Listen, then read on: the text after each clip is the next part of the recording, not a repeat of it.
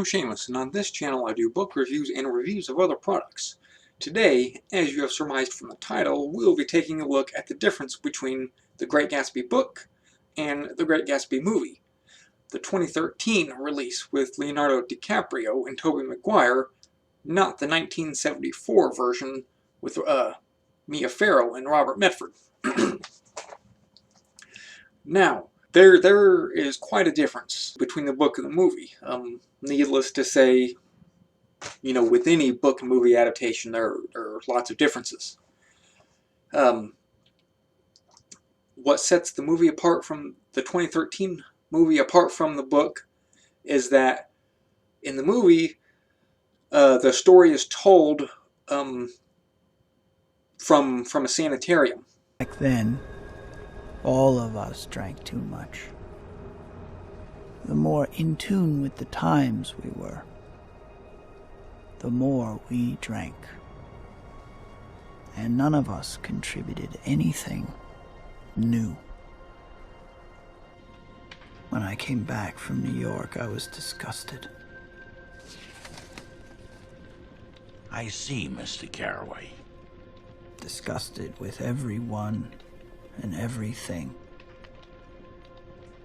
Nick, the main character,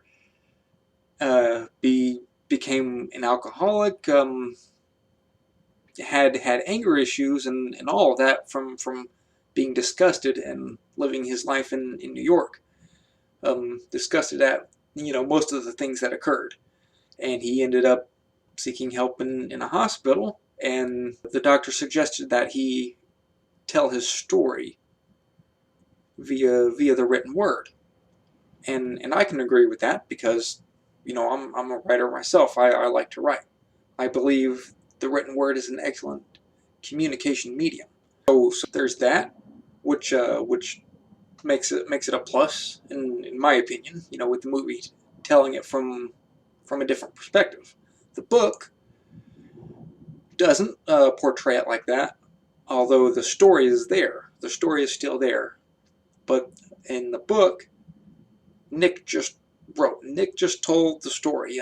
He wasn't in a sanitarium. He didn't check in to see a doctor. Wasn't a raging alcoholic. No anger issues. No nothing like that. So that was a bit of a shock to me at first when I saw the movie, and that brings me to my next point of comparison. The inclusion of modern music into the remake. Now, my first impression of hearing more modern music in this remake wasn't that good. At first, I didn't feel like it belonged, like it adequately portrayed, you know, the lifestyle of the Roaring '20s. 100, yeah, $100 bill, real. Benjamin Franklin's field, folded just for the thrill. Go numb until I can't feel. All my pockets peel, stock market just crash. Now I'm just the bill. History don't repeat itself, it rhymes. 1929 steel. Tell them to chase. However, you know, after hearing some of the music and after watching the movie, I think it's a good addition, a good juncture, if you will, of old and new. The 20s had, people in the 20s had their party music back then, swing music. And a lot of people like that. And nowadays, people have their party music too. And people like that as well. And there's nothing wrong with that. So I think the inclusion, the juncture of the modern music with the film was a good addition. It to the extent that it portrayed a party lifestyle, you know, having fun, enjoying life. And you know, after watching the movie and listening to some of that music, it sounded like some of the modern music that was put in that movie sounded like it was inspired from the swing music of the 1920s. The character portrayal in the book does adequately delineate, characters, people's lives, typical people back then, and now, you're living that kind of lavish lifestyle. Lots of people, they're going to want to have fun. You can get into the characters' minds with the book. That's one thing I really like about the book. You're able to get into the characters' minds as you read the pages. The movie, not so much. It's more of a visual delineation of the characters, how they lived, what they were like. Now there's nothing wrong with that. Movies are good in that aspect.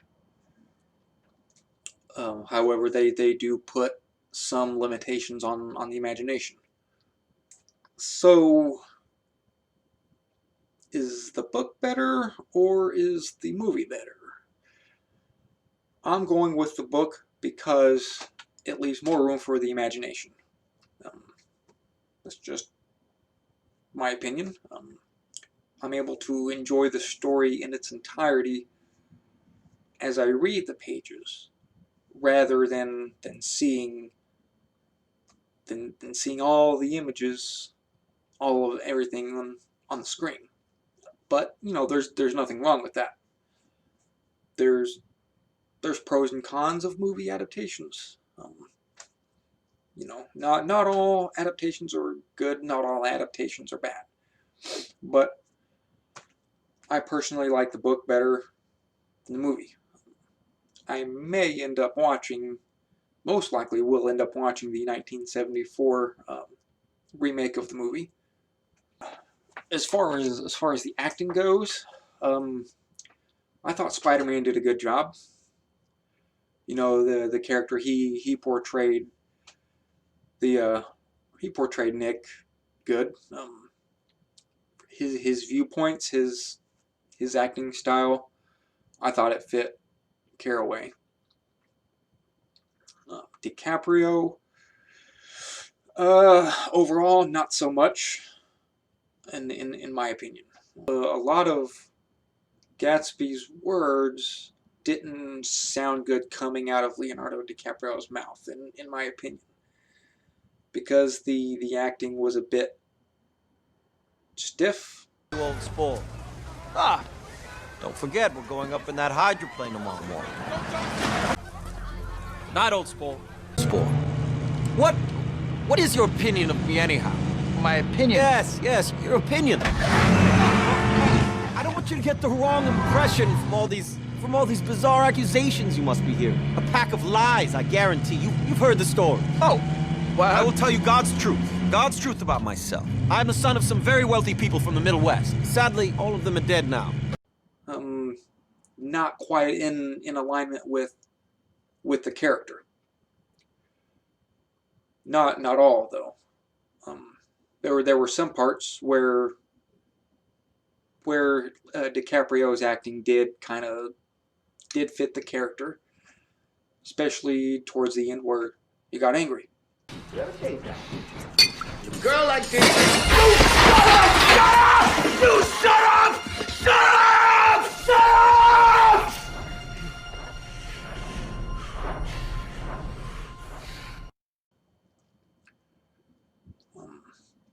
But overall, the movie was okay. I thought not as good as the book, in my opinion. But there you go. Thank you for watching this video. Have a good day, night, evening, afternoon, whatever time it is, wherever you are in the world. Take care, and I'll see you next time.